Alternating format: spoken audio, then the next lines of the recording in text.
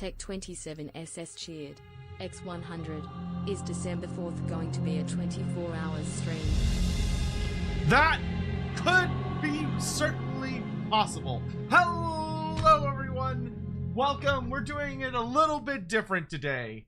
Y'all know that traditionally, I have always done my live reaction to the trailer as a video, not a live stream. However, today is a little different because, to put it very bluntly, YouTube is on fire. It's having all sorts of little annoying problems that is causing all sorts of little issues. So today, we're doing it live. Because that is our only choice. However, I will be like muting stream alerts, or sound alerts and everything. I'll be making sure that anything that could interrupt it will not, and everything will be whoosh, whoosh, whoosh, whoosh, whoosh. That way we can all indulge and enjoy it. And then after we watch the trailer and we do the live reaction, we'll do a breakdown of anything that happens to be in it. So that there will be any, so if they revealed any new units that we don't know about yet, or if there's anything I think is worthy to call attention to, then we can go from there.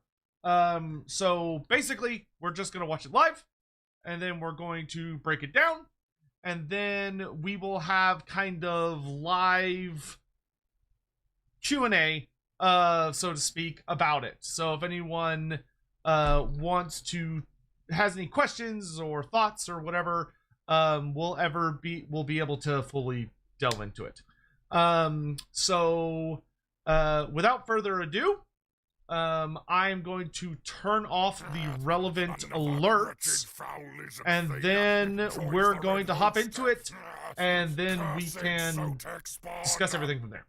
The Tides of Torment due to waiting continues. Also, Aos question, are all the fantasy vampire bloodlines still a thing? No. So in Age of Sigmar, we still have the Strigoi line. It's not called that anymore. It's called the Abhorrent line now. But we still have the Strigoi line. We still have the Blood Dragons. We still have the Von Karsteins, the Lamians, but the Necrarchs are gone. There's no more Necrarchs. But we do have the there's a new monstrous bloodline, and then there's also the werewolf or the wolf bloodline, because they got their vampiric stuff from like a big wolf god thing. It's a long story. All right, let me do this, and then I gotta go to this, and then we're going to temporarily turn off anything that makes noise or would interrupt in any fashion. Okay, those are all turned off. We're going to mute and pause all sound alerts. And that should be good. So, I will answer all questions and get into all those goodies after we go through the trailer. So I'm going to go through the trailer. We're going to get that over with. That way, if someone's watching the live stream later, I might even come in later and like chop this stream into just the reaction and upload that separate. That'd probably be the smart thing to do. So without further ado, this is my first time watching this. I have not watched this because I had a bunch of other stuff I had to do. Today has been so busy. Today has been so horrifically busy. I don't have the words for it. But also, I have a lot of exciting announcements coming for y'all in the next week or so. Like, for one thing, I'll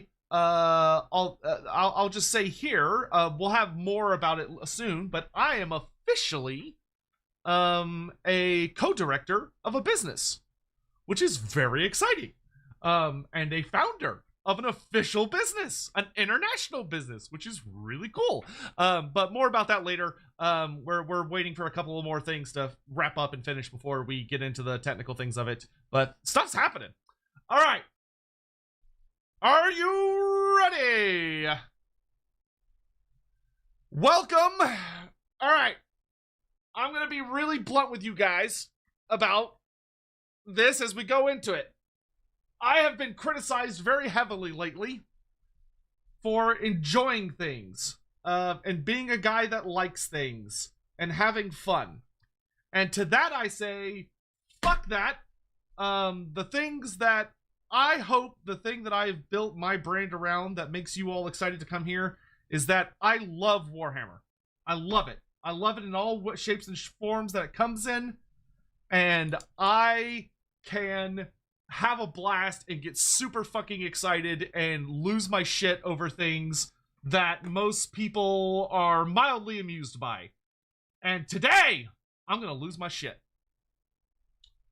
Let's go!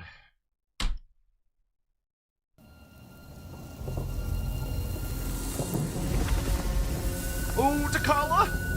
Oh, lost soul.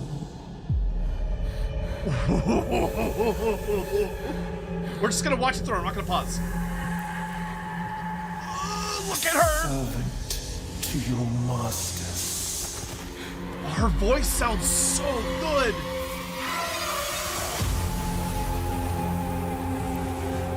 Okay, we got. Okay, so we've seen this where Sail's gonna betray Scale Kane and become Sail the Faithless. What has loyalty given? Where has devotion? Oh shit! It's Iceland dueling Lokier! Oh, it's when he gets killed! So we're officially getting the Avatar of Mathland. We're getting Avatar of Mathland Iceland. Oh boy. Shed it all.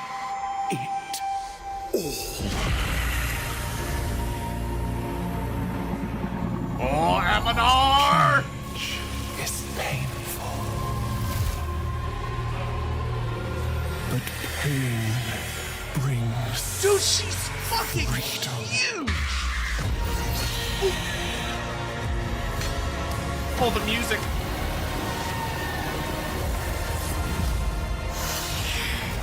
Blast that organ. Nightfall.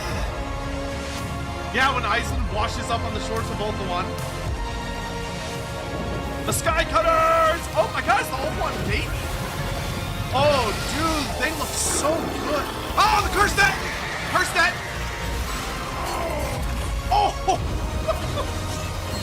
Bro, look at the way she contorts her body! The Brayton! Oh, the Champion Slash! Oh, right, big! Oh, dude, Fellheart! Oh, the Furworm! Oh, boy! Oh, boy! Oh, boy! Oh, my lord! Oh, look at the art, the key art! Oh, the key art looks so good! Okay. Bro, the facial animations have look surprisingly good for the High Elf Princess. Bro, I feel like this should be a meme, dude. Y'all know those memes where it's like the guy behind the tree rubbing his hands, or like the dude behind the bush like peeking over the bush? I feel like that's what Takala's doing right here. Like she's just being like a super toxic Yuri girlfriend. Very like with are you thinking about other elves? Are you thinking about other elves? Okay. So let's look for new goodies here. So okay, this is a really, so all of these are great. I'm a little surprised. Okay, I'll get into that in a second. Hold on. Let me look for like actual new things, and then I'm gonna get into the cinematic direction of the trailer because they did some cool stuff here.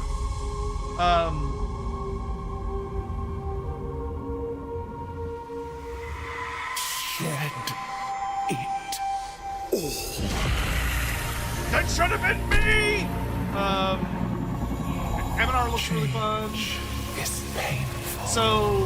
Okay, so for Scale Cane here, we have what has to be the Sorcerer Shaman Lord. So Scale Cane is almost assuredly the new Sorcerer Shaman Lord for Norska. They haven't confirmed it yet, but like they're not gonna make a model for the trailer and then not use it. But pain brings. Man, Takala is fucking huge, dude. Like, she is titanically big. That is absolutely nuts. Like, damn. Like, I don't think she's gonna appear titanically large on like a regular battlefield, because she's gonna be mostly stretched out. But like, when she decides to like spring up like that, like, holy fuck, she's big. Freedom. Yeah, I love Aislin's armor lighting up as he's sinking down. So like, you can literally see that Aislinn is being empowered by Mathlan. So like, this is Mathlan selecting Aislinn as his avatar, which is super cool. I am very glad we're getting post Lokir dual Aislinn, which is great. Which I'll talk more about that battle in a second. Yeah, she gets the shit stabbed out of her. Scale Cane is betrayed.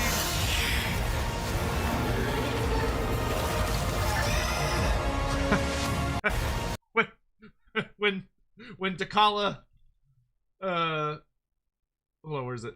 Oh, did I go too far forward, or no, I went too far back. When Takala invites you over for pegging and she neglects to mention that her definition is a little different than everyone else's. Dude, Takala's facial animations look incredible. She looks so good. I'll tell you, I would love one day, I really hope we get like a big Bretonia DLC one day where they go back and like kind of clean up the Bretonia designs. Because like, they didn't know really how to do it that well in Warhammer 1, like especially early Warhammer 1. But like, they've really figured out how to do female faces in this game.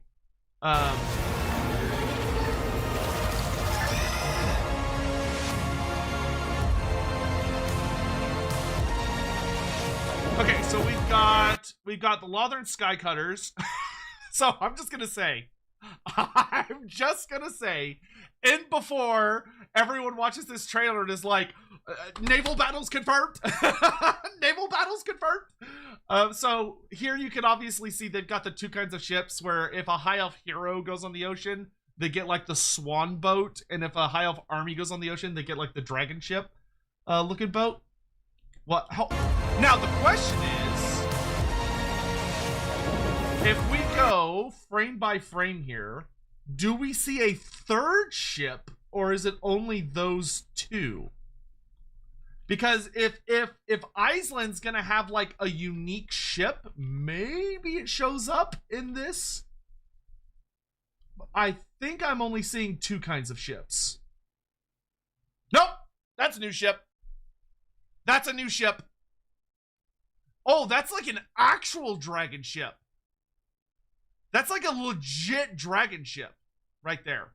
So, for those that have never seen them, the true dragon ships they look like two ships that are kind of next to each other with like a big citadel thing connecting them.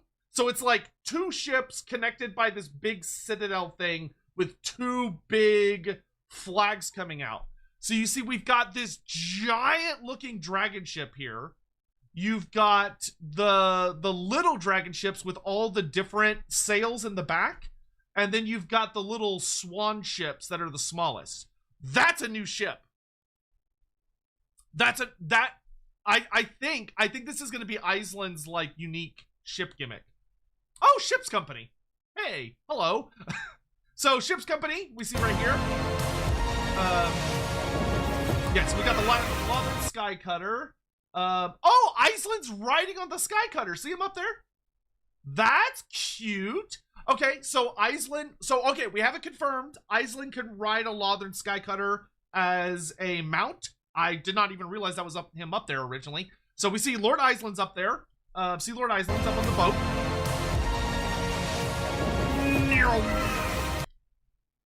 Okay, and to be completely transparent, the naval battle thing was a joke. They're never gonna put naval battle in this game.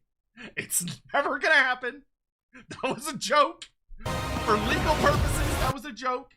Bro, the Oceanids and the Sea Elemental look so good. Wow, those came a long way since the last time I saw them in the little showcase thing they did for us. But here we've got the ship's company walking up here, so you can see all of these Hyles with swords and shields and no helmets. So we've got ship's company, which are going to be a new basic bitch high elf unit. So these guys are basically going to be the equivalent of bleak swords. So they're like high elf bleak swords, except for they're probably going to have like aquatic maybe. Then we've got the Oceanids. We've got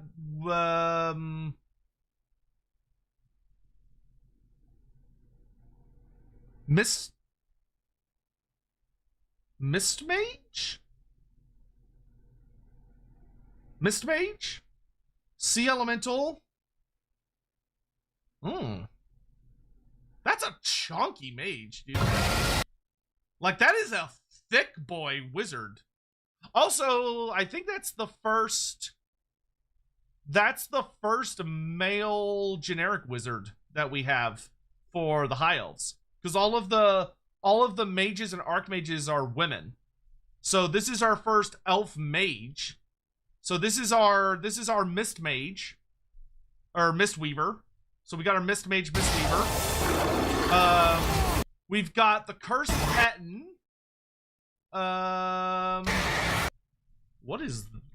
Who are you? Get out of the way, Nightmaw. Okay, so we've got the cursed Etten. We've got, oh, well, okay, the Loremasters. Okay, yeah, you're technically correct, yes. We've got the new Famir hero.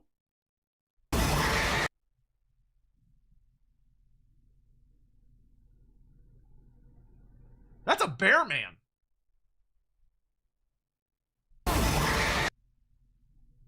Hold on.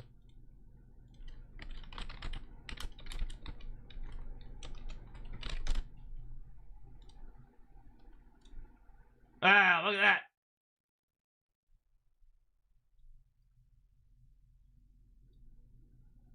That's a bear man of Urslo, dude.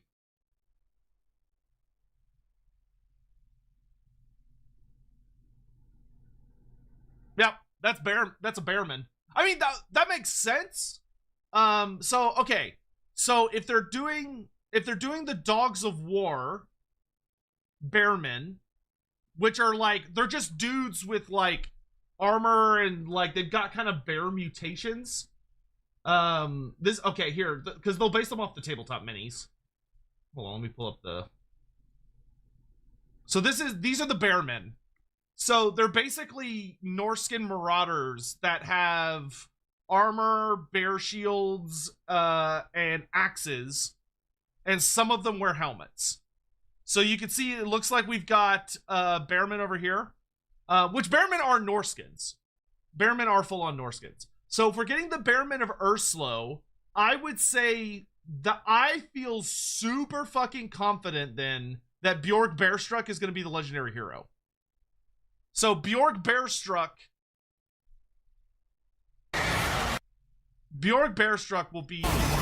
will have to be the hero. I don't.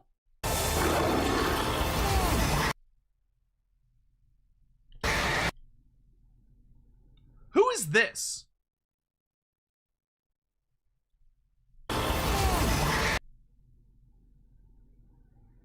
It's a marauder on a steed. They both have skull helmets with horns.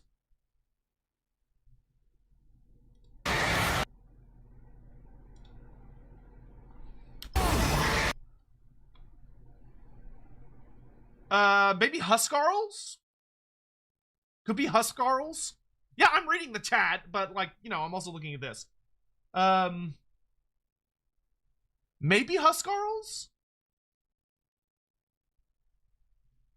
Horsemaster? You think it's just a Marauder Horsemaster?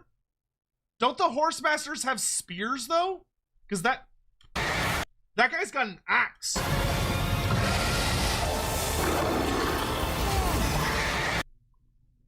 I don't think he has a spear. And he doesn't have a cape. If it was a Horsemaster, he would have a cape. He has no cape, and he looks like he's wielding some kind of... It's like a mace or an axe? I don't know what that is. Okay, what else we got here? Okay, so we have two kinds of Cursed Ettins. I mean, this could be a Regiment of Renown. This could be the ROR version. Because you'll notice that this one's got, like, magic-y stuff going on around his hands. So this is probably a Regiment of Renown. So if we're looking at a Regiment of Renown, Cursed Ettin, I wonder if this is the king. Because the Cursed Ettins followed a king who, like, super fucked up. And was, like, got turned into the first of them. So we could have an ROR Cursed Ettin. So if they do that, then this one probably has magic. Because Cursed Ettins, some of the oldest Cursed Ettins can still use sorcery. Because it's like a shaman fused to some other guy. So if they're doing that, then this guy can probably use bound spells. Oh, actually, hold on. Okay. Kala's doing spin to win. Dude, the Praeton looks fucking wild. Yeah, Ettin Rune Callers. Thank you. Oh, he looks horrible. Like, in a good way. In a good way. So, yeah, we got the Praeton. I was wrong about the Basilisk. So, the Praeton is the monster. So, okay, so for Slaanesh, we know about the Champions of Slaanesh. Pleasure Seekers. Slongors are definitely going to be in. The Praeton. And what's our last unit? Oh, they showed off the elves.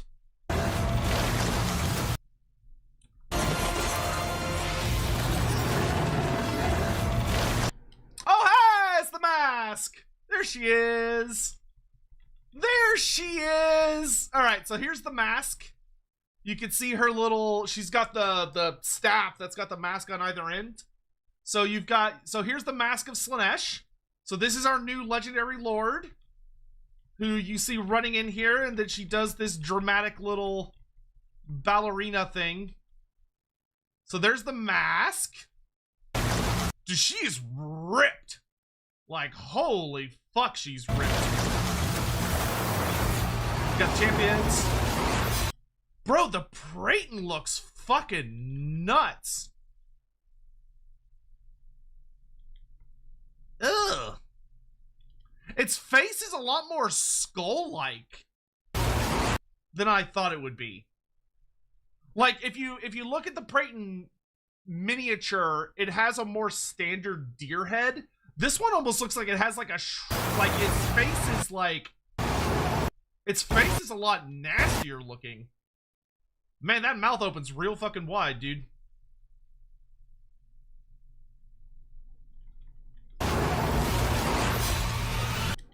Hold on, go back to this.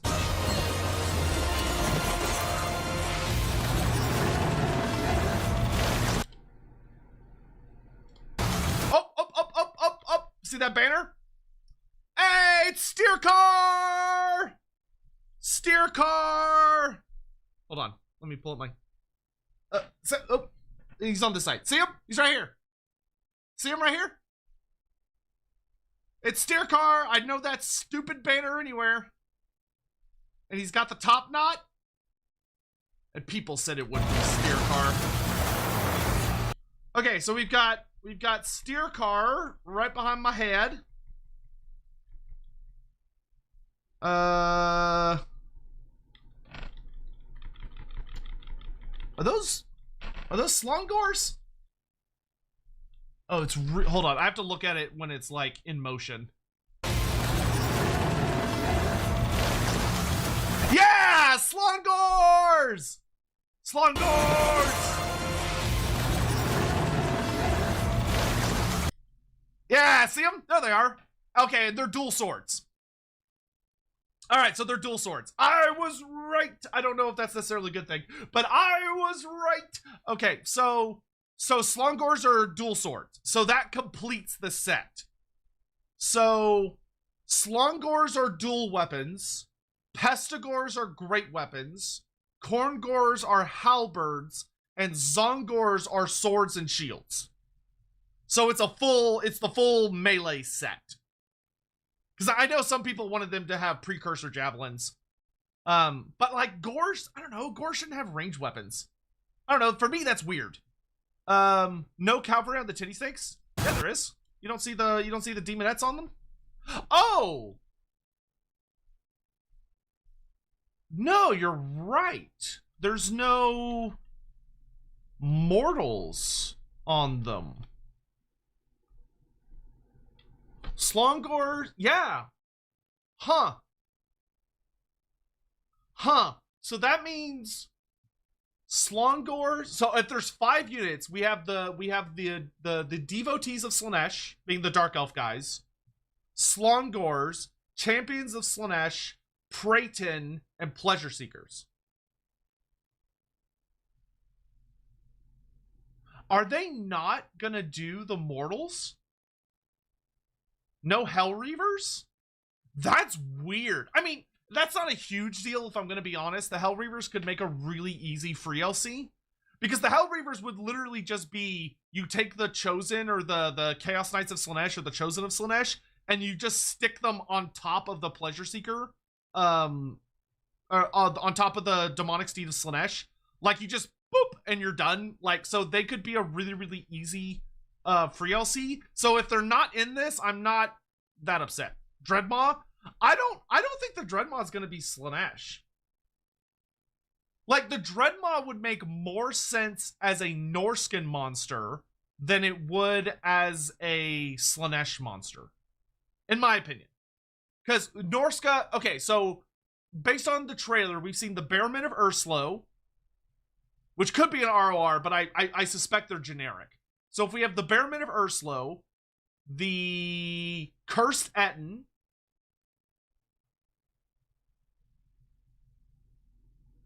do we know what else we're getting for Norska? Oh, the Chimera. We know we're getting the Chimera.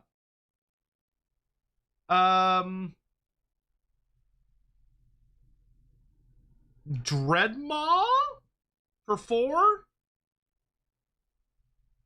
I don't know what 5 is. Okay. Let's keep going. Praeton looks awesome. Bro, that scene of fucking Logir Felhart turning around and being like, oh shit. Oh, the Merworm. Oh, dude, this trailer is way better than Omens of Destruction. Omens of Destruction, in my opinion, was by far the weakest trailer of the Chaos Quadrilogy. The Chaos Quadrilogy the trailers were all pretty good, but the Omens one was, yep. Like, I much prefer this one to Omens. Omens almost felt like weirdly jokey. So we have a Merworm here. Definitely not Aminar. Aminar is way bigger than that. So does he only have one eye? No, I think he has 2. I just don't think you can see his other eye. Or I don't know. Maybe he does only have one eye.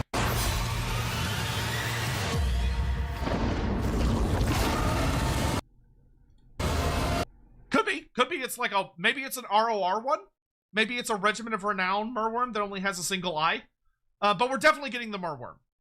So that means we're looking for High Elves. We're looking at Ship's Company, Oceanids, Sea Elemental, Merworm, and Lothern Skycutter. So, which probably 2 variants on the Lothern Skycutter. So that's, if you count variants, which you don't have to. I don't think variants necessarily should count. We're looking at 5 to 6 units. If you count variants, then it'd be 6 units. For High Elves, 2 of which are monsters. So we have 2 new monsters for the High Elves. Merworm looks great. Oh yeah, it probably is Silac One-Eye. Yeah, Silac One-Eye is a legendary Merworm. So this is probably an ROR Merworm. So we have Silac One-Eye, ROR Merworm. Very cool. Who's the legendary hero? Oh, that's a good idea. Let's look. Okay, let's go through the trailer one more time during like the big battle sections. And everyone be on the lookout for a High Elf hero. Or a Lord, because now that I think about it, I didn't see a Phoenix. So oh, weird. We're getting the Mist Mage. The Mist Mage is almost certainly a hero. So if the Mist Mage is a hero, maybe the Lord would be... I guess the Lord would be the Lothern Seahelm, which would be an interesting choice. I personally... I don't know how I feel about that. Hold on. So for anyone that hasn't seen Aminar in game, for anyone that's like, who the fuck is Aminar? This is... Hold on, let me pull up his page here. No, fuck off. He has a bunch of art, but this is Aminar in Total War. So, if you play on the... I don't know if he's in Warhammer 3 at all. In Warhammer 2, he shows up in the Vampire Coast campaign, and you can see him in the big battle at the end of their campaign, which they don't have right now in Total War 3. I personally think they should port it over. But this is Aminar, where he's very green. He's got yellow eyes, and he's like green and orange. All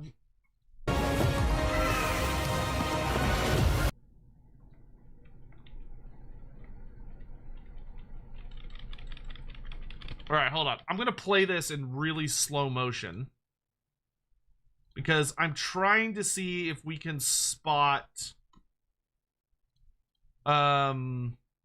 any sort of other characters. So we definitely have a Mist Mage.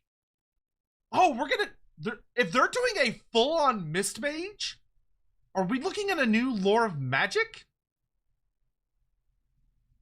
Like the full-on lore? There is no Lore of Mist. Not really. The Lore of Mist was a collection of 3 spells. So, I wonder how that's gonna work.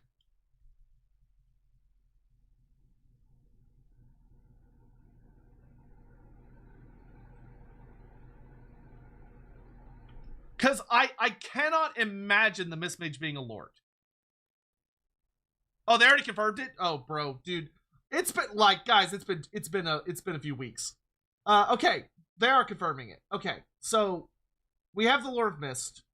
We have the Mist Mage as a hero.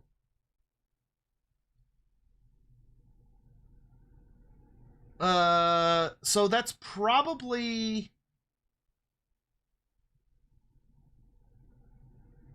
I mean, they could do the Mist Mage as a hero and maybe, like, the Mist Weaver as a lord? I guess? Because otherwise the Lord is almost assuredly... Otherwise the Lord is almost assuredly the Lothern Skyhelm. Or the Sea Helm.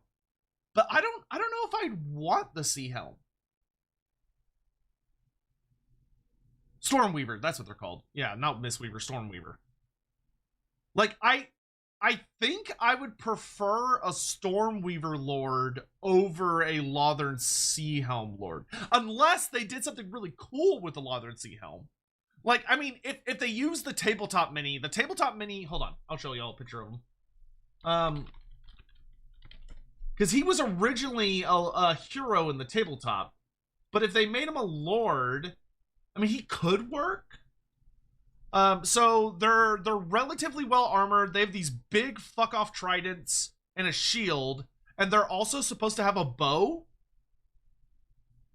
So I guess if they were like an anti-large specialist melee ranged hybrid, maybe. Yeah, I would also prefer the Anointed of Ashurin, but I have a hard time imagining they're not gonna do the Lothern Seahelm. Like, if they don't do the Lothern Seahelm at all, I would be genuinely shocked. Especially because he probably, like, it would just, I don't know, it'd be weird not to. But I don't see Caradryan or Corhill in this trailer. Like, I don't see a big phoenix flying around. So, definitely no, I don't see any Caradryan, I don't see any, Corhill. So, no, I don't see any legendary hero for the High Elves. 202? What's it, 202? I see the Praeton at 202. I see some shield dudes. High Elves already have princes. Are princes an anti-large specialist, or are they just a melee specialist? 2 legendary heroes? They could do 2 legendary heroes. They could.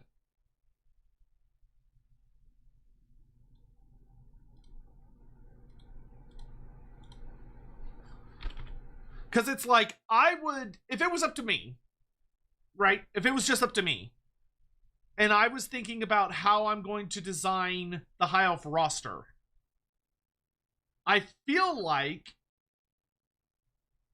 the Lothern Seahelm would make more sense as a hero that is an anti-large range hybrid that is not as good at archery as the Handmaiden, but he's far more tanky than the Noble or the Handmaiden because he's got a shield and armor and all the, like, everything. And then you have the Anointed of Ashurin as a lord, and the Anointed of Ashurin is your anti-large lord that specializes in bonus versus large, and they can ride in the Phoenix and stuff. But I mean, I don't know. That's tricky. I mean, I'll be honest. The Lothern Seahelm kind of feels like he's redundant no matter which version you're gonna do, right? So like, if you make the Lothern Seahelm a hero, he feels redundant with the Handmaiden of the Everqueen and the Noble. But if you make him a lord, he kind of also feels redundant with the Princess and the Anointed of Ashurin. But the Anointed of Ashurin isn't in the game yet. So you could make him a lord, and at least for right now, he would have a unique gimmick. Because as a lord, he would be an anti-large specialist, and currently there is no anti-large specialist lord, generic lord. Is Teclis getting the Gelt treatment? Yes, they have confirmed that. Teclis is getting the White Tower of Hoeth as a mechanic. Or it's like the library of the White Tower or whatever. Alright. I'm going to turn back on alerts, so if y'all want to be loud and spam shit, you now can. Because I think I've watched everything I need to watch in the trailer. Token trinket to give to Throt. Yes. Good. I accept your offering for Molder Clan. There you go.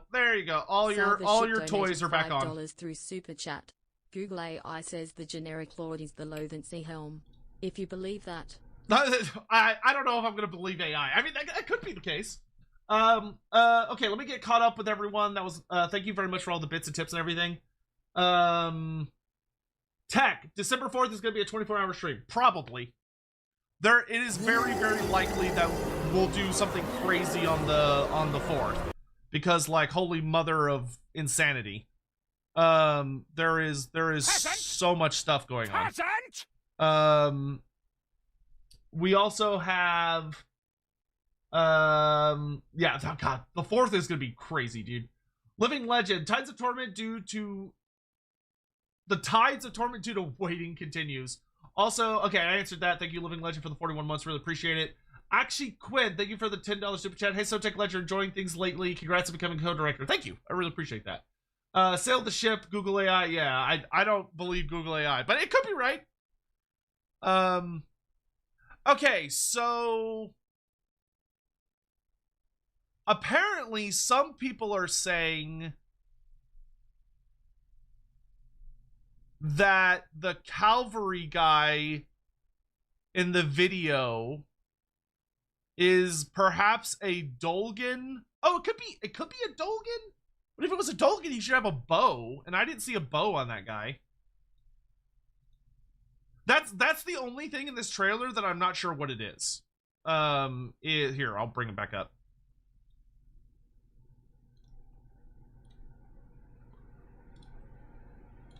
The only thing I don't know about is this dude. Sorry, this dude. I don't know who this guy is. This feels like it's a guy, but I don't know what guy. So I don't know who this is, but this feels like a somebody. Like, this could be like a Dolgan, this could be a Kurgan, this could be a Hung. I don't think this is a generic dude that we already have. And I don't think it's a hero, because we know the Famir Noble is the hero. So I don't think it's like a... That's just a Marauder Horseman? Well, hold on. Okay, hold on. Let me boot up the game and take a look at the Marauder Horsemen's in game. Hold on. Let me just go into Total War real fast.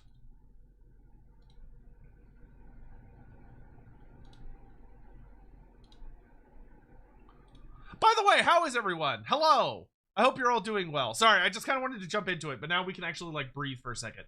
I just wanted to jump into it so that people had like the exciting part to look at. Okay, so let me go to Norska. I really hope we get Mortal/Snake Riders. Azazel and Sigvald deserve some love in this DLC. I agree. Well, presumably, I'm curious, would they have access to the devotees? Because, like, the devotees are technically mortal, but they're dark elves.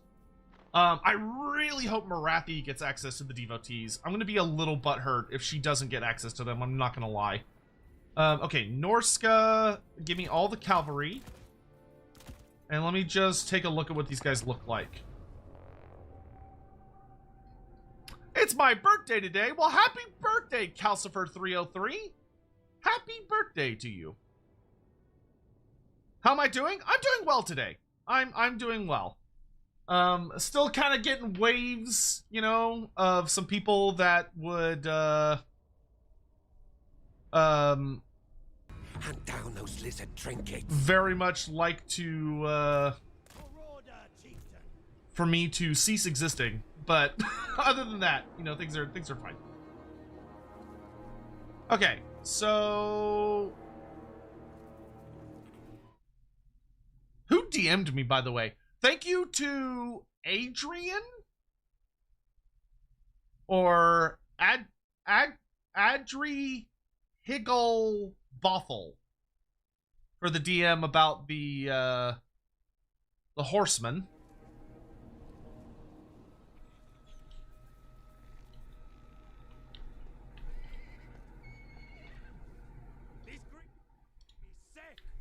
Okay, so if we're looking at these guys,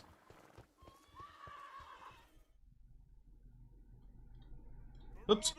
How do I get rid of this? Ah! There we go. Okay, so if we're looking at these guys, it's definitely not one of these. He definitely did not have a big honkin' spear. And he also... Hold on. Oh my god, this is gonna be such a pain.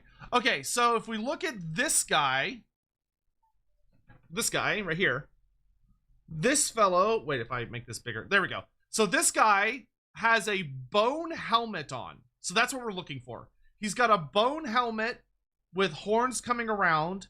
He's got shoulder pads, and he's got a one-handed weapon that is not big enough to be a spear. He's holding some kind of axe or a mace. Okay, so with that in mind, it's not a Marauder Horsemaster, especially because the Marauder Horsemasters have capes, and he does not have a cape. So we know it's not a Marauder Horsemaster. Marauder should get more than just units. She should get sludge mechanics. It's definitely not a Marauder Horseman with throwing axe, because he doesn't have a shield. He's not holding a shield in his hand, so it's not them. And it's none of these guys, because they don't have the bone helmet on the front of their head with the curved horns coming around, and they're holding weapons that are too big. So it's not something we have in game.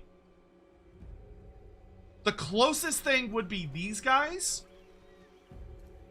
But look at their helmets, right? So like naked helm, horns pointed forward on a steel helm with spikes coming up. Those are the three variants. If we go back to here, that's not what this is. Also, look how much more heavily armored his horse is. Like, his horse has a giant helmet. It's got like a big helmet with horns coming around the side, and it's got horns coming up like a rhinoceros horn.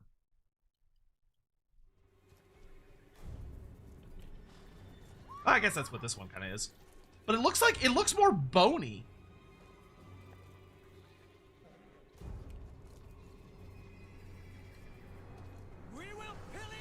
It looks yeah, I think this is new. And he's not holding a spear. That's not a spear. Ain't no fucking way that's a spear, dude. It's a bow. There's arrows on his back. Let's see.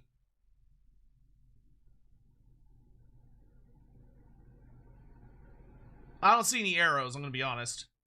But that is either a Dolgan or a Kurgan. That is a Dolgan or a Kurgan.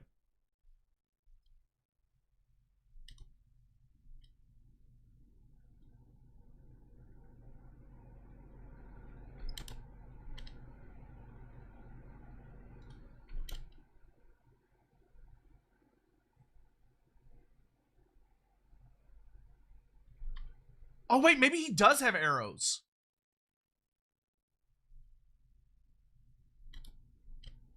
Yeah, right there. Do these guys have anything like that? No. Nothing behind. They have capes. Yeah. Yep. He has arrows. He has arrows on his hip. Yeah. See that? You see him sticking out when he rides by? Right there. You can see just as the light catches them. So right here, if you watch this frame, see that? He's got something on his back.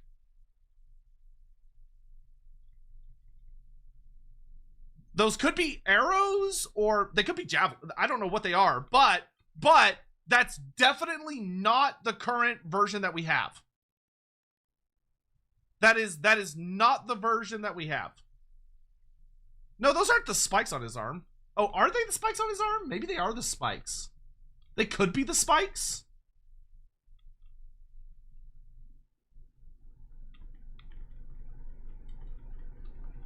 They're very big. I'll say this. I feel 100% confident that is a new unit. I just don't know what it is. I don't know what it is. It could be... Maybe those could be the spikes just like appearing when he gets close enough. What happens if I play at full speed? Is it easier to see at full speed?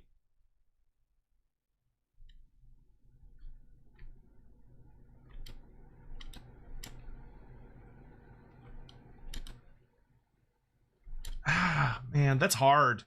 That's really hard. I wish they had him at just a slightly different angle.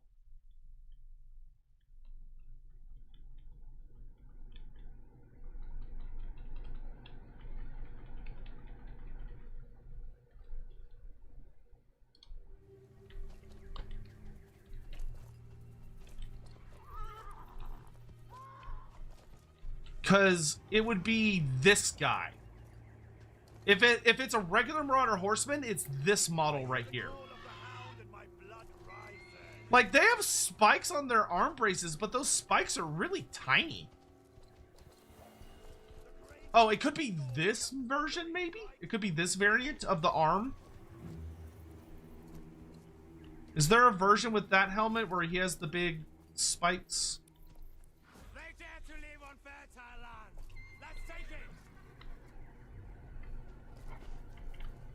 Yes. Okay, so this is the guy it could be. If it's a regular Marauder, it's this guy.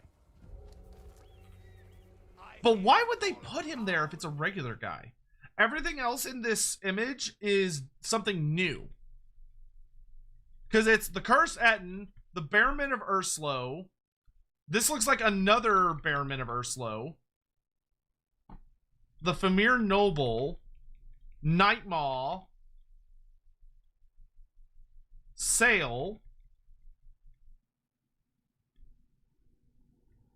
Why would he be the only not DLC unit in the frame?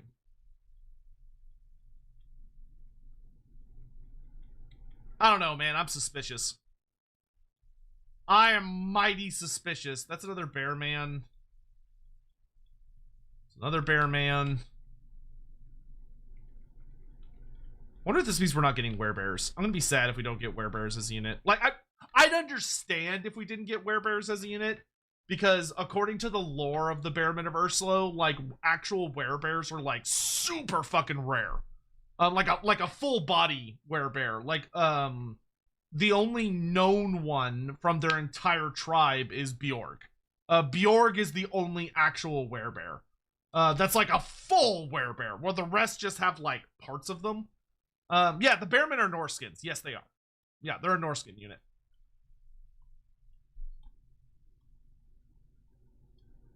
Yeah, that could be just a regular guy. I'm suspicious. I'm suspicious. There's a mammoth on the left.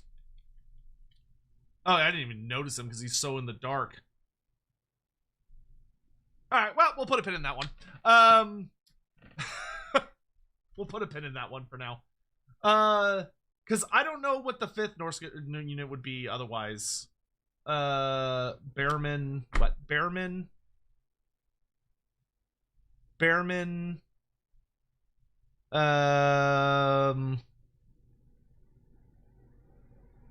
Cursed Etten.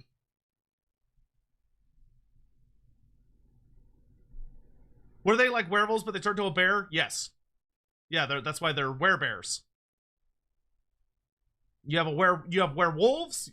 So in Warhammer Fantasy, we have a ton of shit. Like, we have werewolves, werebears, werecats. If it exists, it's somewhere. It's somewhere in the setting.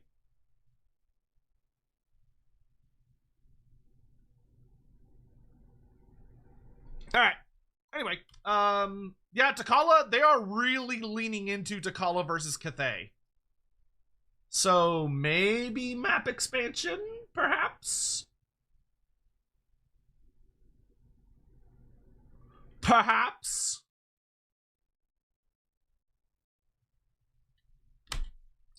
Keyframe looks good. So that's a lovely keyframe. And see, there's Iceland's big dumb boat. over here too. Where's the Slaanesh Chaos Sorcerer? I didn't see him, but I'll bet he's in there somewhere. Who's the new legendary lord for Norska? That is Sail the Faithless. Sail the Faithless comes from the Tarmakon storyline.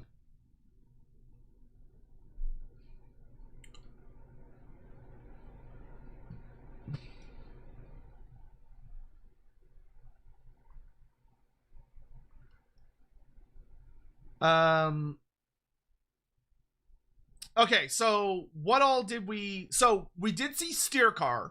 So we know all the Slaanesh characters. We now know all of the Slaanesh characters. Of that, we're getting T'Challa as the Legendary Lord, the Mask as the Free LC Legendary Lord, and Steercar of the Swartzveneer as the Legendary Hero. That, we know that. That's done. That's solved. That mystery is over. And then for Slaanesh, we've got... I think Slaanesh we know the most about at this point. I would be willing to bet a gajillion dollars we're getting the Chaos Sorcerer Lord and the Exalted Hero of Slaanesh. And then we've seen the Slongor, so we know we're getting Slongors, we know we're getting Praetons, we know we're getting Champion Slaanesh, we know we're getting the Pleasure Seekers, we know we're getting the Devotees of Slaanesh. And then there's supposed to be allegedly a 6th unit. So there could be one more thing, but I don't know what it would be. I would really like... sorry. People are like, who the fuck is Steercar? Hold on. It's S-T-Y-R... it's S-T-Y-K... Steercar... Here. This is Steercar. S-T-Y-R-K-A-A-R. This is his most famous model, where he's got the big back banner coming off of his back, and you could see his literal banner in the background. I'm so curious with the Dreadmaw mini. It's probably Norska. The Dreadmaw fits Norska better than it does Slaanesh. The Dreadmaw would be an easy addition for Slaanesh. Or, Norska. Fuck. What about RORs? Oh, I don't fucking know, dude. RORs, like, your guess is as good as mine. Sometimes CA makes them up. Sometimes they're, like, a random thing from the end times. But, yeah. Looks pretty alright. Okay, let's do this. I would like to do... I'm going to use one of these YouTube features. How do you feel about Tides of Torment now that you've seen the trailer?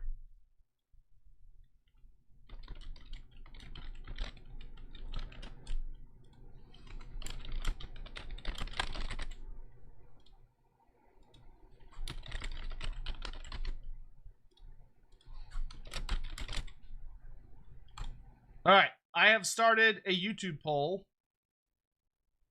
I would be deeply appreciative if you would consider voting on that poll, because I would like to know your opinions. Twitch, hold on, I'll do one for y'all too. Just give me half a second. Your opinion. I'm just curious how y'all feel about it. How do you feel about Tides of Torment post-trailer?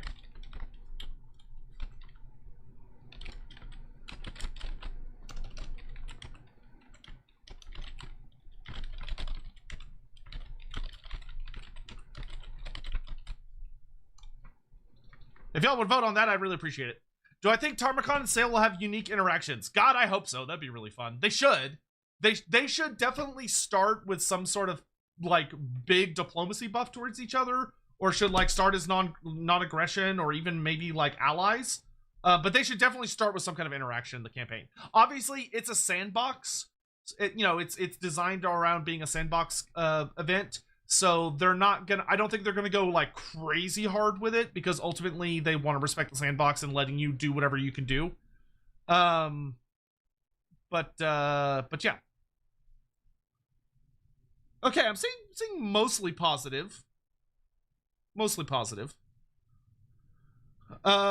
Would it be out of the realm Slaanesh gets 6 units? I feel pretty certain Slaanesh is going to get 6 units. One of them might be a variant.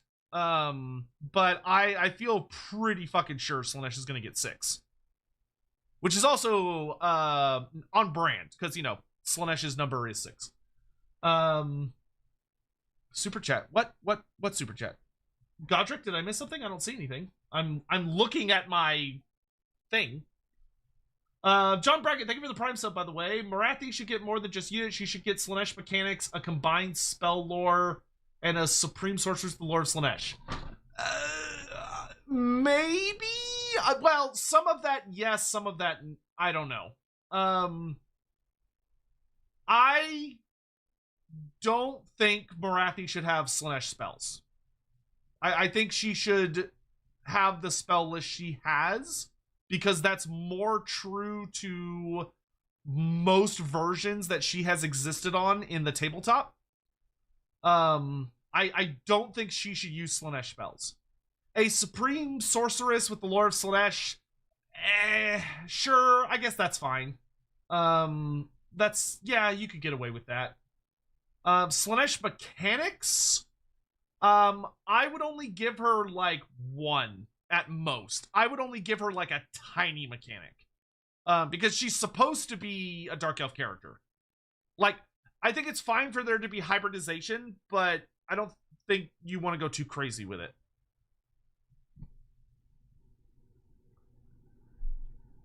I don't think the Praeton fits Slaanesh. It's, well, okay. I'm gonna give you the realistic answer here. The realistic answer, unfortunately, is that no monster accurately fits Slaanesh. Slaanesh literally just does not have a good monster. That is the unfortunate truth.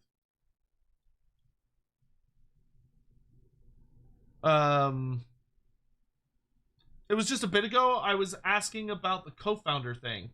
Oh, I'm sorry, dude. It didn't come through for whatever reason. But, yeah, I'll have more details on that soon. I mean, I don't think the Praeton is, like, bad. It gives Slaanesh a flying monster, which Slaanesh needs, for, like, good diversity. It gives Slaanesh, like, a new playing field that they're able to do stuff. Well, I mean, the Praeton, I will say, I don't think the Praeton is terrible for Slaanesh. The Praeton is a horrible, self-hating monster that is so depraved, and it's so ruined. It's literally, the Beastmen took a creature and they basically horribly mutated, or like horribly degenerated it to the point of where it like it's consumed by self-loathing and trying to. Oh, Godric, I found it. A little more info on the co-founder earlier. Lorebeards. I am the co-founder and co-director of the Lorebeards company, which is an official company as of right now. More to talk about that in the future. I can't give you any more details. That Slaanesh she's very fond of. I can't give you more details than that, but I'm very excited about it. Okay, let's just answer questions. I'm just gonna swap into answering question modes for a little bit. I do need to play 3 Kingdoms today for the Total War Creator event. So in a little while, I'm gonna take like a very brief lunch break, and then I'm gonna come back and play 3 Kingdoms for 2 hours. Because I've got to. Yeah. Kobo, I strongly oppose the idea of Morathi getting Slaanesh mechanics or any Slaanesh stuff beyond surface level. Yeah, people are going to have different opinions on that. Yeah. Ricky Chapman, Dave, the Praeton has returned! I am excited for the Praeton. I think the Praeton works well as a Slaanesh. Oh yeah, the Praeton will be in the Beastman roster. Let me be perfectly clear. Let me be beyond transparent for just a moment. Just a moment. Crescent cheered. AX500. I must now strike against you for embracing capitalism. I throw all these bits at you for it. I'll be sure to stab each individual bit into a sensitive area so that you get your full value out of that. Thank you for the support. I really appreciate it. Let me be clear. If you have any faith whatsoever in me, any faith, if you have any modicum of faith in me and my ability to pester the living shit out of CA, just know the Praeton will be in the Beastman roster. It will be there.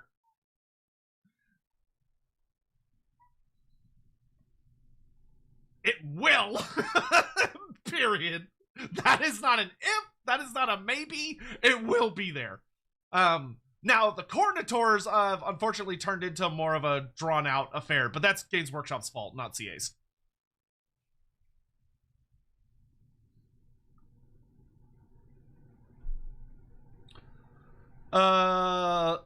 Let's see. Simon Komolowski, thank you very much for the 17 months. In my opinion, Praeton really plays on the ruin perfection thing, or kink in this case, that Slanesh is very fond of. Yeah, I will say, when you're dealing with Dakala as the legendary lord, I actually do think the Praeton is fitting. I think the Praeton works. Because Dakala is an elf that has been so horribly tainted by the corruption of chaos and Slanesh that she is mutated into a horrible, horrible thing. And in a lot of ways, the Praeton reflects that. The Praeton being a once mighty great stag of the of the elves. Well, not the elves, but you know, it's associated with elves in like Athel Loren, the Forest of the Wood. That is been horribly debased, mutated, and transformed by chaos until it is turned into an ugly, bloodthirsty horror compared to what it originally was. So I think there's a very strong connection there in that they both have these elven backgrounds and they were both these once very pure things that have been twisted and horribly mutated through deliberate action. Yeah.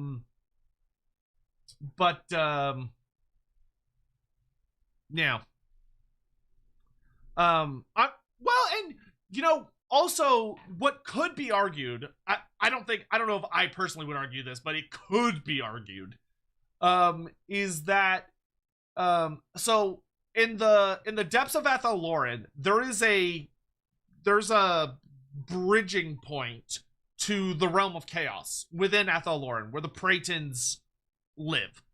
And they live in the most chaosy, horrible parts of the deep forests. Especially the magical forests. And within the magical forests of the world, notably Athel Loren, there is a bridge to the realm of chaos, but it's only one specific place, and it goes to the realm of Slanesh.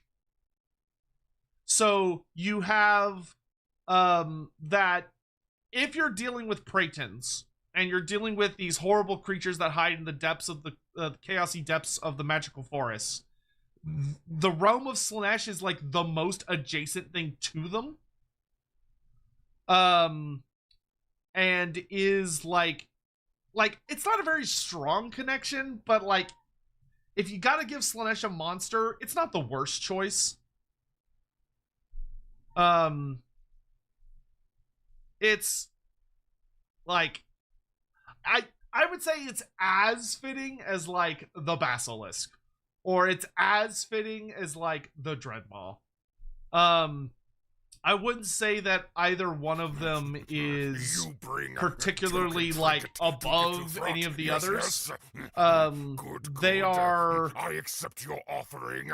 They're all kind of in the same level of Colbo donated 750 Icelandic krona through Super Chat. Dikala rules, Samhelt rules, the Asara fools, and Slunch is cool. All hail the mighty Synclady. Now I'm excited for Dikala. Damagara, thank you very much for the kind words. Appreciate it. And yes, I will probably cut this. Does this mean no Chimera? No, the Chimera is in the... They've already confirmed the Chimera is in the Norska roster. So Norska is already getting the Chimera. I need like something to listen to in the background.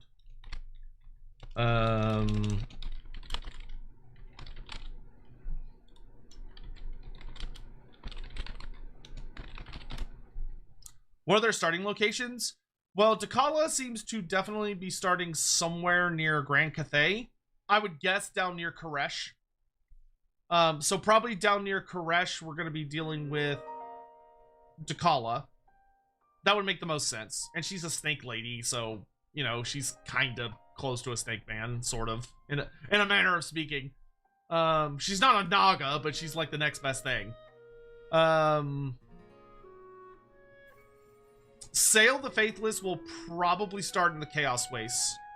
I would guess he's going to start somewhere in the Eastern Steppes. So, like, somewhere probably east of Kolek Suneater would make sense. Because, like, that's where he initially comes from, and then he eventually journeys up, and Tarmakhan starts heading south, and that's when he bumps into Sail, and they join up. So, Sail will probably be somewhere in the Eastern Chaos Wastes. And then Iceland. I really hope that Iceland is in the Eastern Isles. The Eastern Colonies. So starting near like the Tower of the Sun, and those little islands south of the Dragon Isles.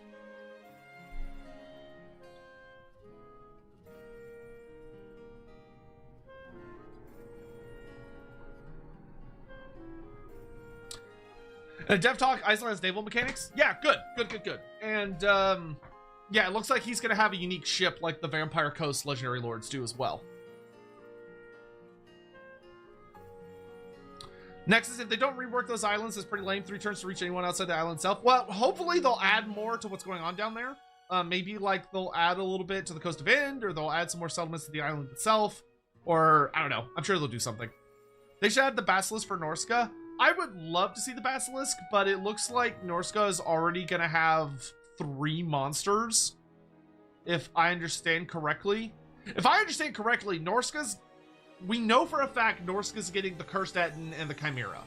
And based on their cutesy little hints, I'm pretty sure Norska's getting the Dreadmaw as well. That is 3 monsters. Like, that is a fuck ton of monsters. For 1 DLC. So I would be shocked if they had another monster. Prince of Crows. Let me... do I expect werebears or skin bears for Norska? Not right now, I don't. I wanted them, but I saw the Bearmen of Urslo in the trailer, and the Bearmen of Urslo are basically like the humans of the tribe that turn into werebears. But the only...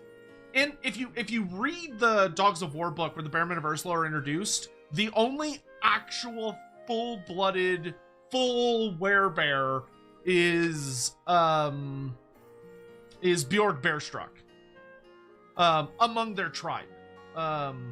So I would guess that we're gonna get Bjorg Bearstruck as a legendary hero, and Bjorg Bearstruck is going to be a full werebear. Like, he's going to be a giant fuck you werebear. Legendary hero. And then the Bearmen of Urslo seem like they're just going to be like a slightly better Marauder unit. Would be my assumption at this current point in time. I was really hoping we would get werebears as a generic unit that's like above Armored Skinwolves. So you would go like Skinwolves, Armored Skinwolves, werebears. That doesn't seem to be the case right now. I could be wrong, but that seems to be the case. How do you reckon they're going to make the Bearmen different from, say, Marauder Berserkers? Well, they look more heavily armored, I guess. Like, they've got shields, axes, they wear helmets. Some of them wear helmets. And they've got, like, chainmail armor. So they might be... like... more elite or more like more defensive. Your WFRP party nearly died to a Praeton, because I know there's a story there. Oh, Ricky Chapman, is he here? Will Kislev be able to use werebears? No, no, no, no, no, no, no, no. No, werebears would be killed on sight in Kislev. Werebears would be seen as chaos. Like super chaos. Skin changers are a no-no. That's a big no-no in Kislev. God, no. Yeah, if Kislevites saw a skin changer, they would murder that guy immediately. Just like Ulrichans would kill a child of Ulrich. Skin changing is not it's not approved of. Hormesia, thank you for the super chat. What do you think about the reason Lokir has been featured in the trailer? Pretty much an indication of future possible update. I doubt it. Could be, like, maybe. I think it's mostly just there to acknowledge Aislin's story when he fought Lokir. So Lokir, Felhart, and Aislinn. Lokir is like the big event that happens to Aislinn. Him and Aislinn fucking hate each other. They are big rivals. They fucking despise one another. And Lokir kills him. Like, Lokir full on kills Sea Lord Aislinn and dumps his body in the ocean, which is the scene that we see there. And that is Aislinn's moment. That's like his transformative moment, where he goes from being like a notable but gifted admiral to instead being the avatar of a god. Like, he becomes way scarier.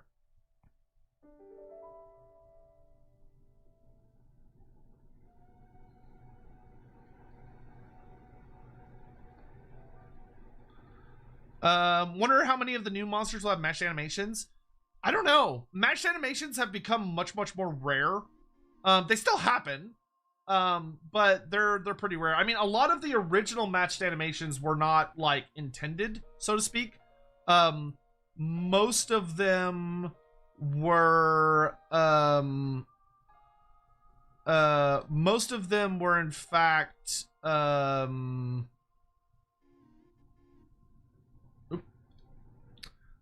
most of them were like things that some of the devs did for fun on their free time. But they have consistently been added. Like, most of the Warhammer 3 monsters still have matched animations. So, I assume they'll have matched animations. I don't know with what, though. We'll see. Because, like, you still have animations for, like, the greater demons fighting each other, or the demon princes. There's matched animations for the soul grinders against other monsters. The elemental bear has matched animations. I don't remember which ones still do and don't. Is the Cursed Eden gonna have bound spells? Bound spells. For the, what I think is the ROR variant. If you watch the trailer, there's a Cursed Eden that's clearly got some kind of magical big hand thing. So that one, I imagine, will have bound spells.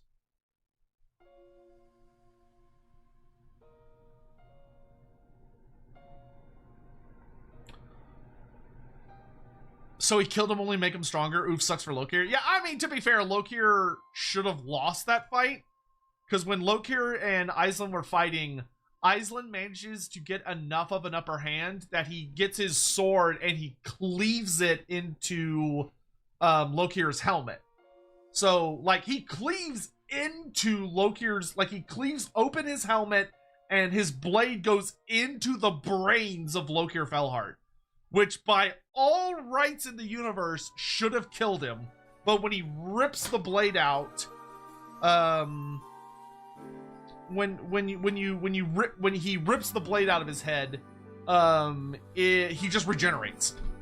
Like, Lokir Felhart's head, like, his brains regenerate, his skull regenerates, and his fucking helmet regenerates. Like, Lokir is super fucking hard to kill. Honestly, I think the only way to actually kill Lokir Felhart canonically would be to chop his head off. Like, you would have to decapitate him and separate the helmet from his body. Prince of Crows, possible Pago Worm for Dark Elves and Skeel Worm for Vampire Coast. I would love that. I don't know if that's going to happen right away, but I would really like that. Mathline is not a fan of Dark Elves. Mathline, to be fair, Mathlane's not really a fan of anybody. He's very temperamental.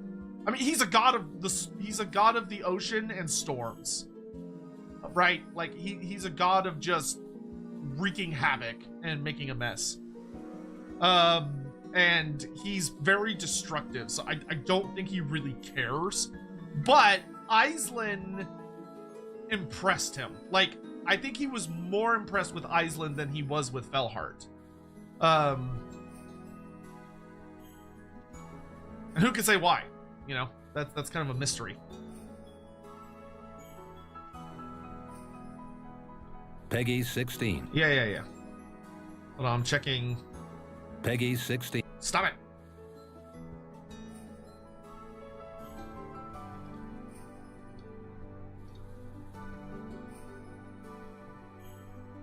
Oh, yeah. I was hoping... No, yeah, y'all are right. I was hoping this Marauder Horseman was maybe a Dolgan, but, I didn't even realize. I have a higher quality version of the trailer. Yeah, no, that's definitely just Marauder Horseman. Lame. But you can see the Bearmen a lot better here. So you can see that's just it's just a regular horseman. You can see the spear. The man was just holding it at like the weirdest possible angle. But you can see the Bearman really nice. You see how the Bearman's got the red. You can see the red on his shield. From where the paw print is. So we definitely got the Bearman of Urslo. So yep, just Marauder. Just a regular dude. Oh, you can really see the Bearman's shield on the left side of the screen. You can see like the full-on bear print on his thing. Oh my god, dude, this Windows is so stuff is so stupid. Fuck Christ, dude. Shit just breaks.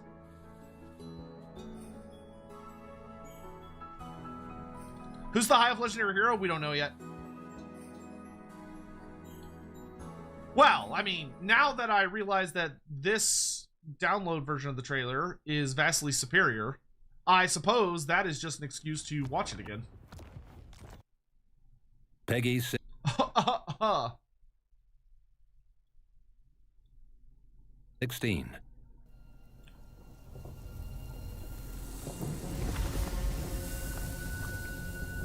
Oh, lost soul. Takala's voice sounds great. Takala's voice actress? A servant to your masters.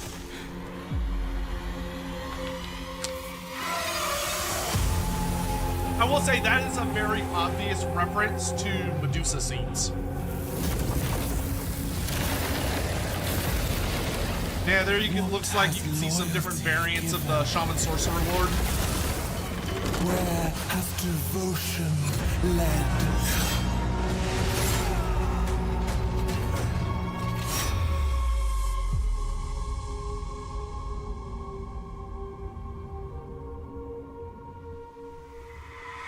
Shed it all. That princess definitely was shot in the back a couple times. Change is painful, but pain. Dude, Takala looks so good. Freedom. Like, I think Sail the Faithless is who I'm personally the most excited for because I just really like Norska. But Takala looks fucking amazing.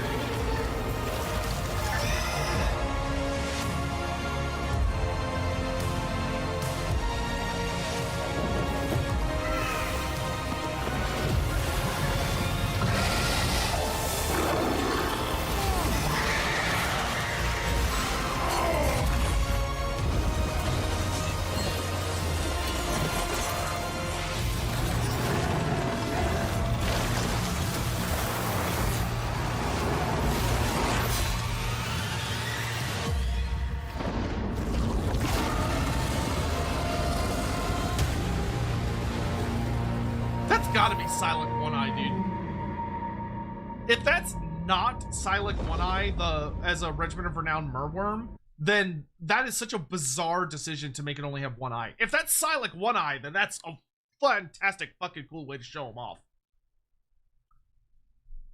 Yeah, looks good. It looks good. It looks good.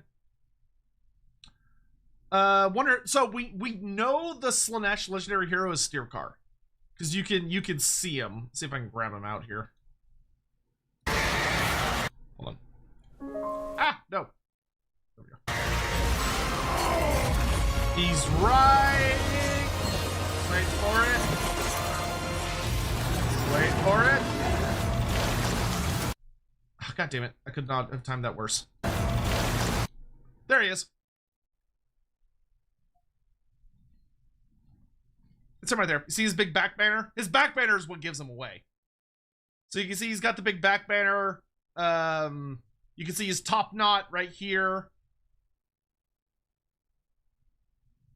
No, Steercar's a dude. Steercar is not a woman. Steercar the Swordsvenar is a man and has always been a man. He was one of Archaon's heralds.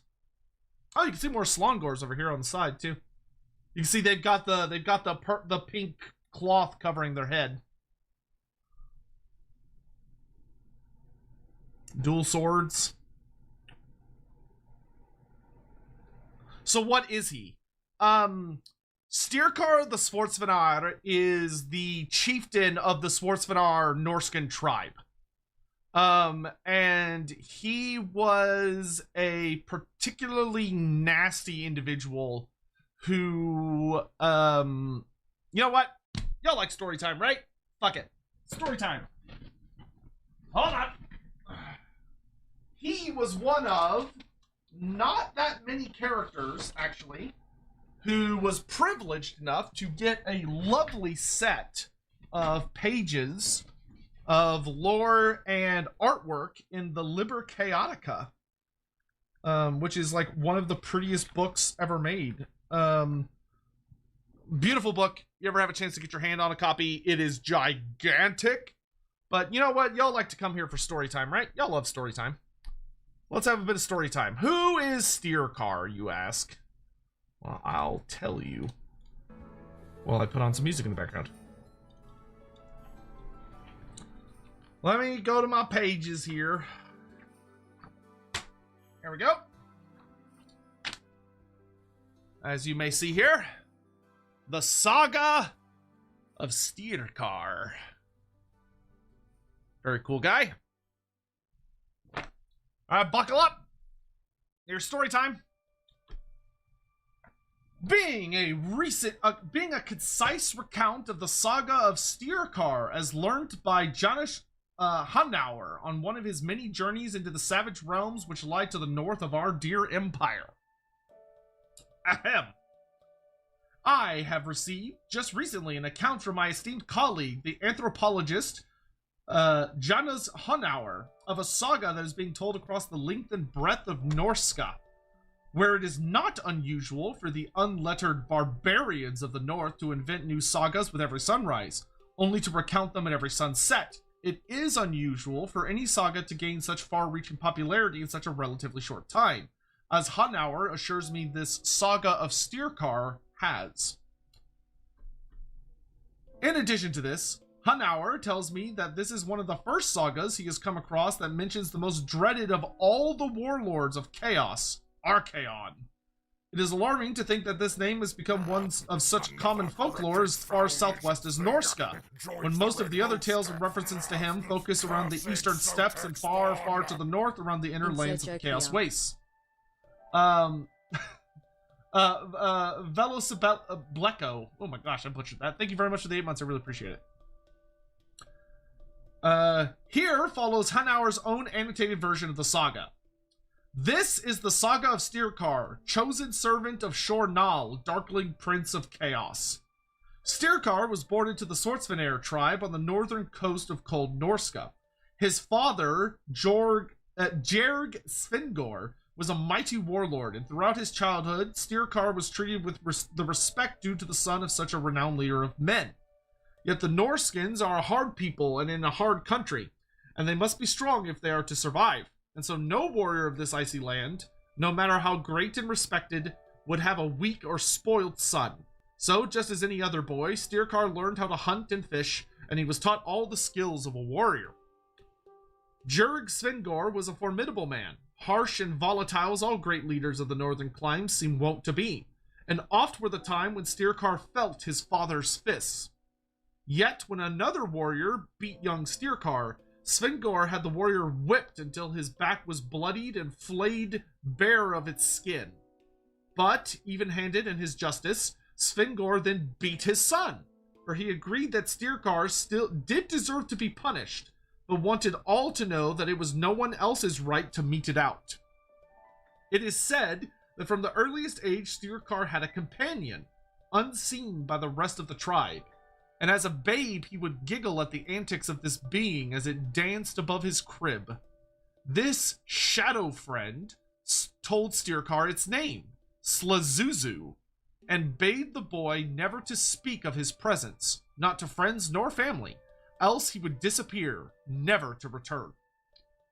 An intelligent and devious child, Steerkar accepted this without question, and not for a moment in all the years of his childhood did he think it strange to have Slazuzu as his closest companion. For his part, Slazuzu would whisper words and secrets to the young chieftain's son that made his life easier.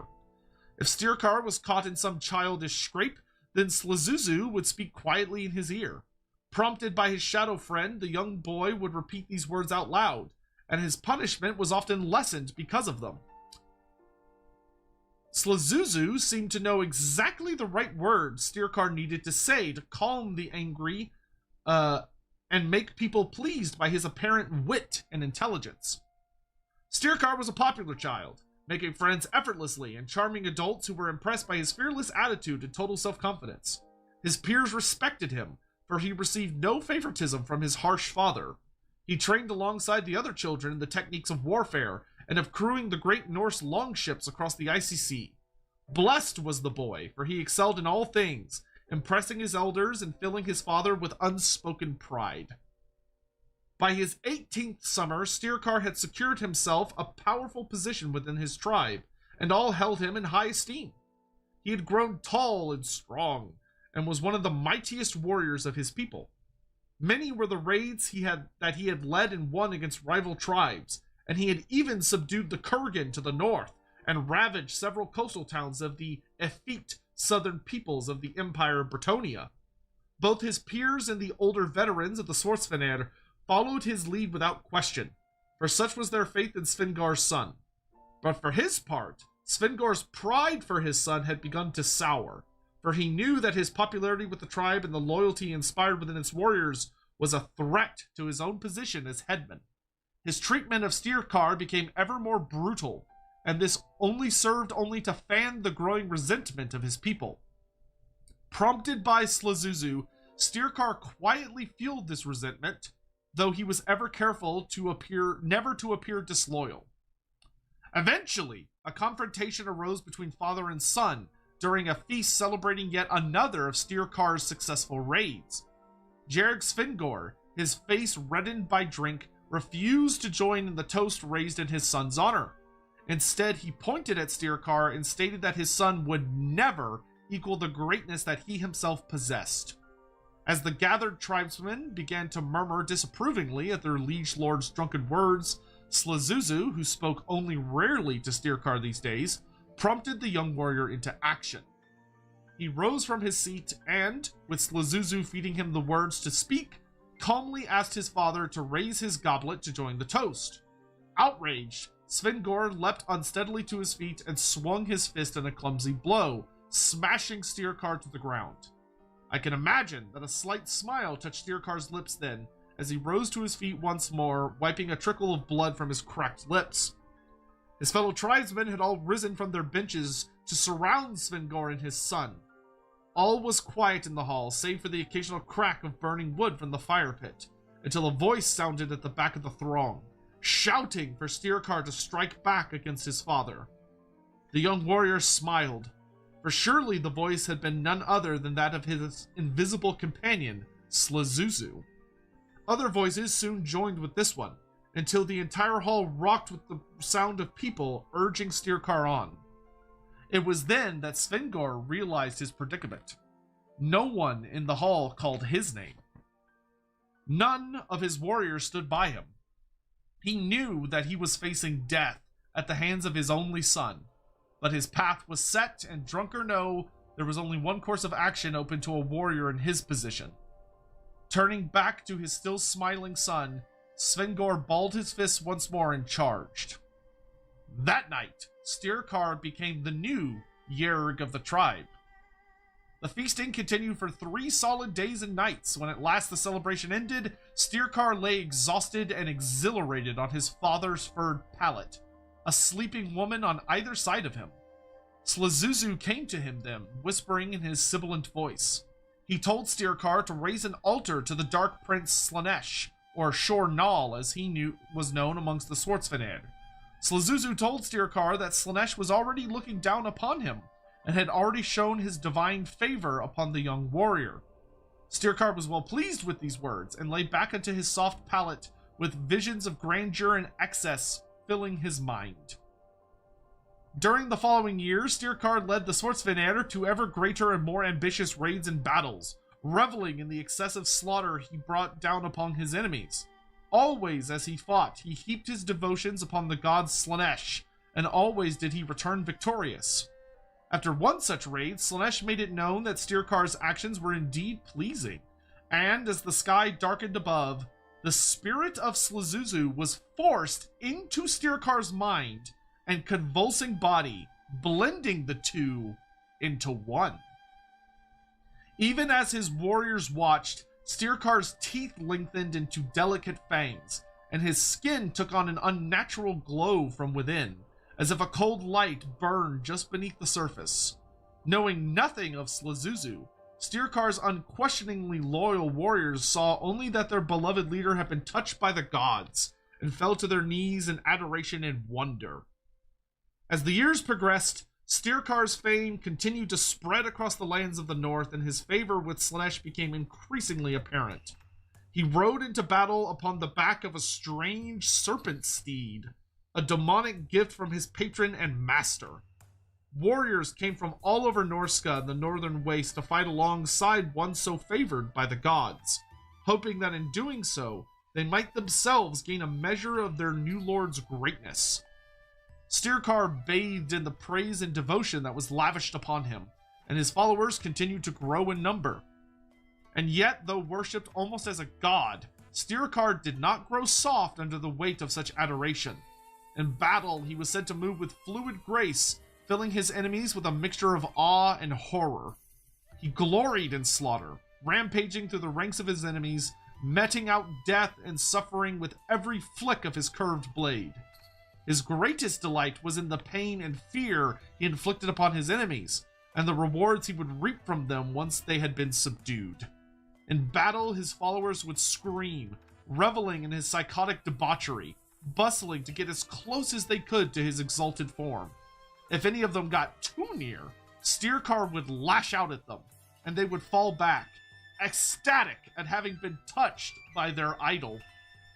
Styrkar's killing spree continued unabated for 2 decades.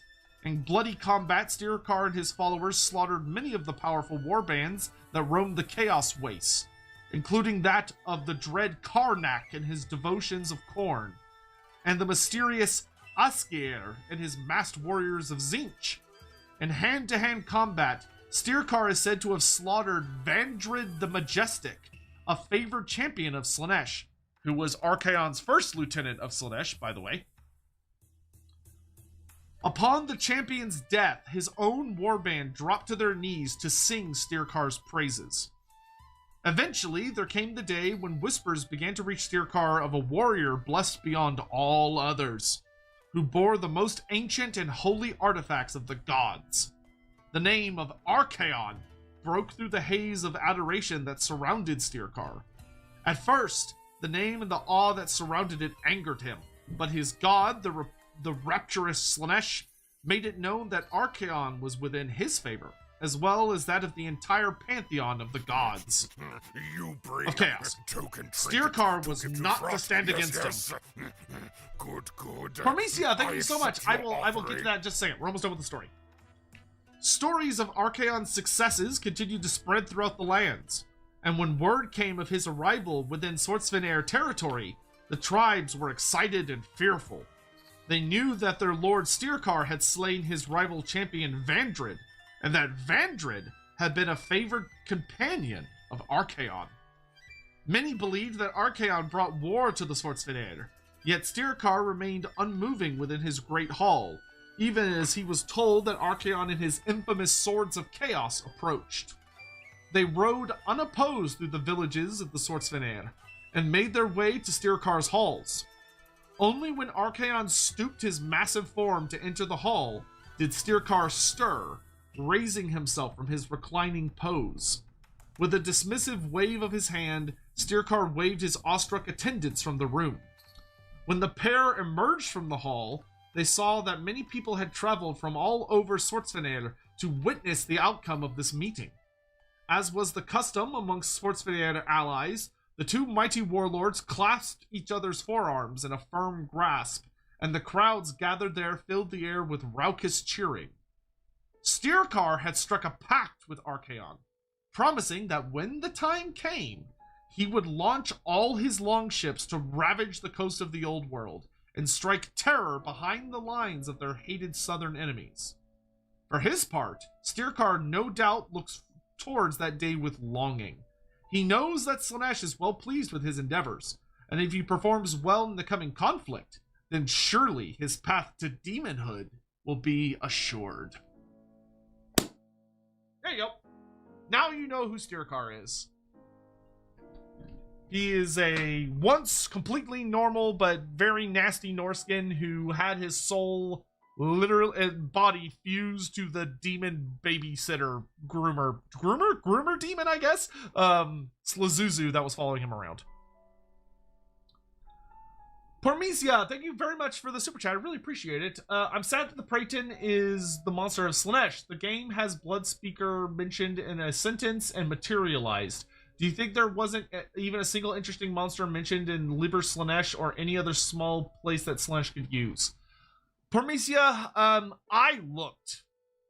Genuinely. I looked for some sort of Slaanesh monster that would really, really stick out. And I really couldn't find anything that had any form of substance to it.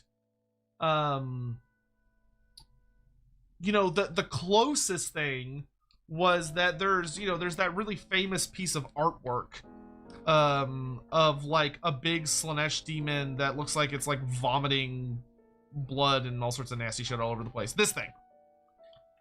So this thing is probably like the most famous critter from the Liber Chaotica, but it doesn't have a name. It's just a thing. One could argue that what this technically is, it's just like a greater demon of Slaanesh. It's just a keeper of secrets with a unique design, or it's like some kind of chaos spawn, or it's just like a unique interpretation of a fiend. But it's the closest thing. And it's just kind of it doesn't have a name. It just is. So I don't think the Praeton is unfitting, but I would have, if it had been up to me, I would have gone with the Basilisk, because I feel like the Basilisk is colorful enough and is serpentine enough and is like, it's really like venomous and it's like a big snake lizard thing that like it can kind of work. But it's a kinda, like, I know there's a ton of people that disagree with me on that. A lot of people, I saw a lot of people that wanted the Praeton, that thought the Praeton worked fine, and I don't think the Praeton doesn't work. I just think it wouldn't be my first choice. But Slaanesh has never really had a good monster. Because like, even if you go back to the Storm of Chaos, right, where you got like the Blood Beast of Khorne, do you know what the equivalent to the Blood Beast of Khorne is called? It's the Fiend of Slaanesh.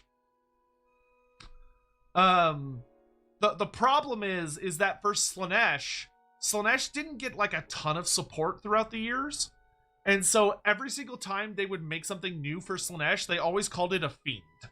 So it's like, oh, you have the Fiend of Slaanesh. And then Slaanesh would get a rework, and you got a new Fiend of Slaanesh.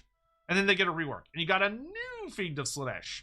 And then they got a rework, and you got a new Fiend of Slaanesh. So it was always a Fiend. So they never kind of got, like, a big bad, you know? Which is unfortunate. But I think the Praeton is fine. It's not great, but it's fine. It gives Slaanesh a flying monster, so that's cool. And I do think thematically it fits. Sup, Texas, you and Andy already did the call stream. Could you guys do a Palace of Slaanesh in the 6 Circle stream to celebrate Tides of Torment? Yeah, I suppose we could.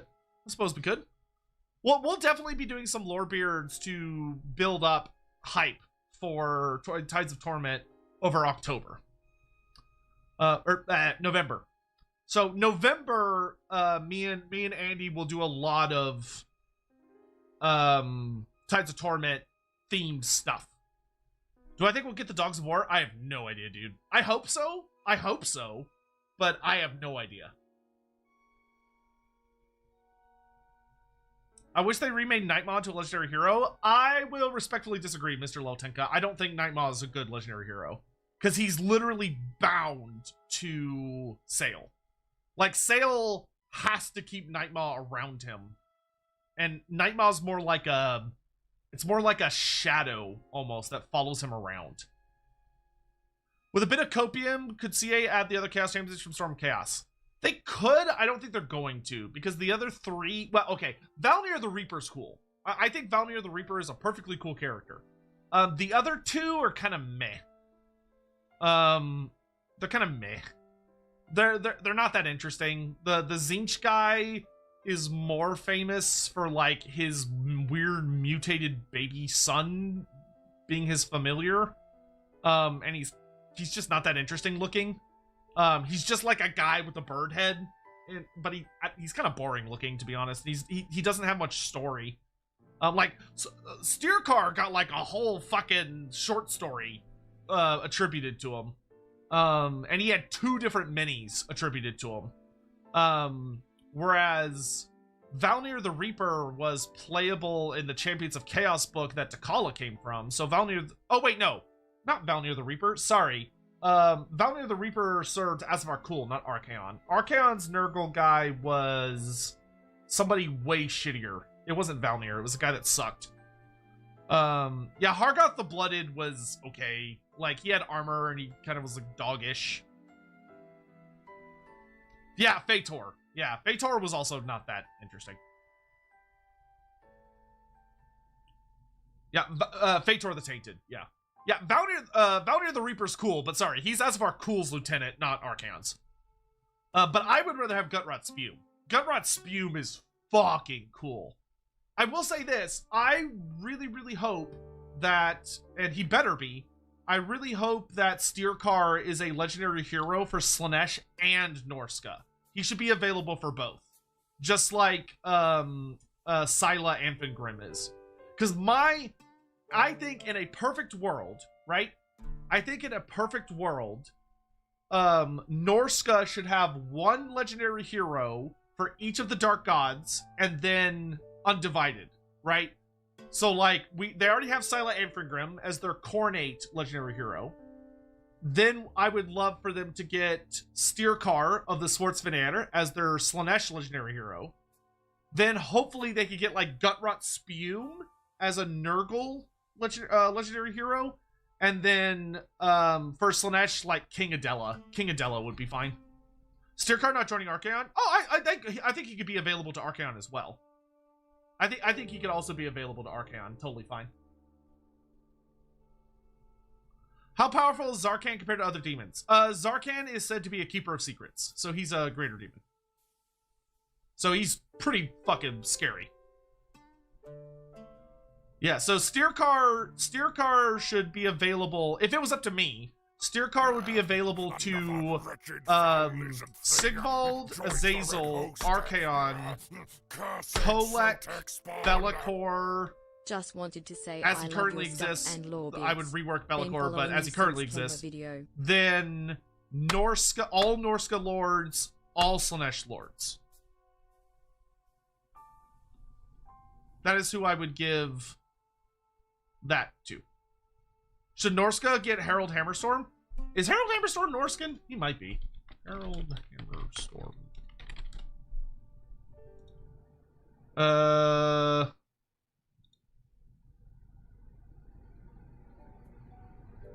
See, he's famous in the stories of the Norskan and Kurgan.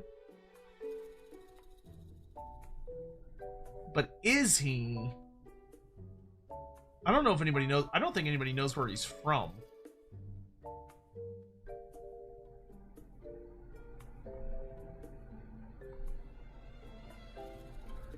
Yeah, I don't think his origins are recorded.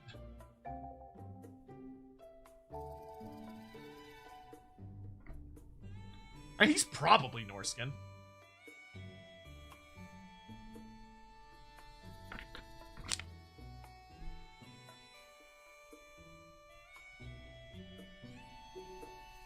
But he also could, like, just be a Northman. There's a lot of Northman tribes. Where do you think the Mask will have her starting position? I could see the Mask starting in the Southern Chaos Wastes on the far eastern side, because that's where the Slaanesh demons are. I could see her starting in Lustria. I could see her starting in Nagaroth. I could see her starting in the Empire. I could see her starting in...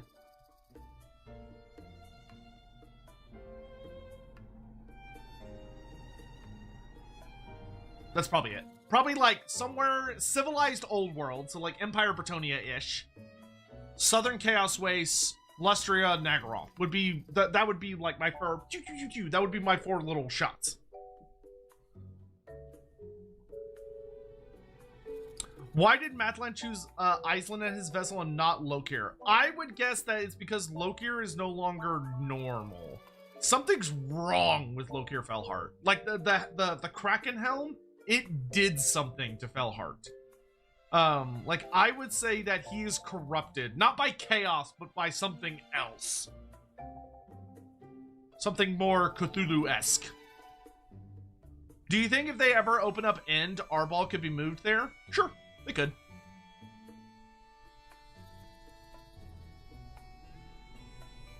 I mean, I personally, I like his start position because his start position is on the Road of Skulls. And I feel like there should be a Khorne character on the Road of Skulls.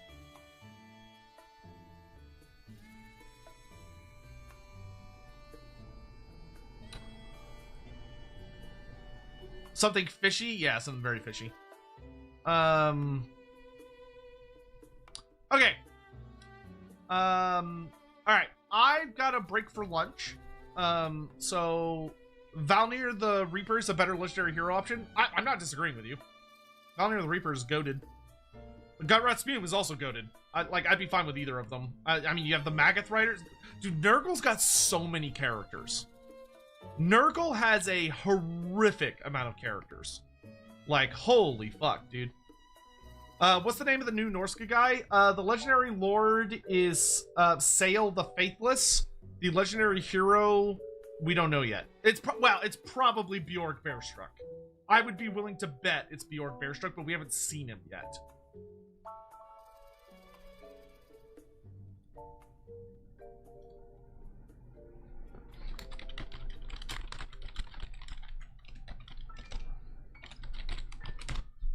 Oh my god, I've got so much shit I gotta do.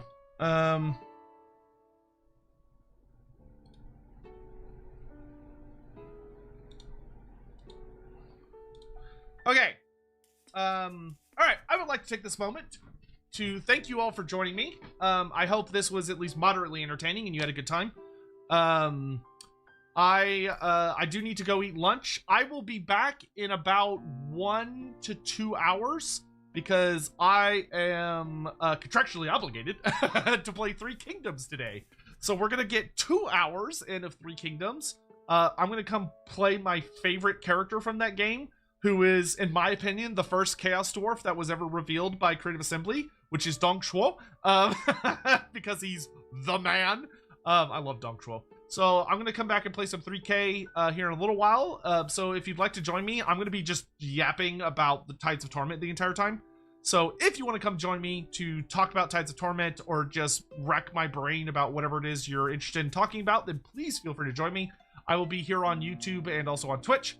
But I hope you all have a lovely day. Regardless if you're sticking around with me or not. Please take care. I will chop out the reaction part of this stream and put it up as its own video. I'll do that later this evening for people that just want to watch that and don't want to deal with all the shit that came afterwards. So please take care. I will see y'all in a couple of hours and have a lovely day. Thank you so much for watching. Bye-bye.